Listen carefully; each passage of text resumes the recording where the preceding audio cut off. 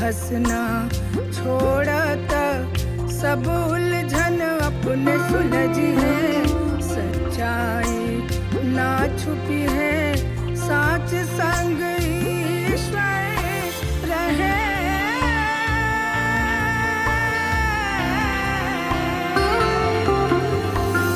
काले के आइल सवेरवा,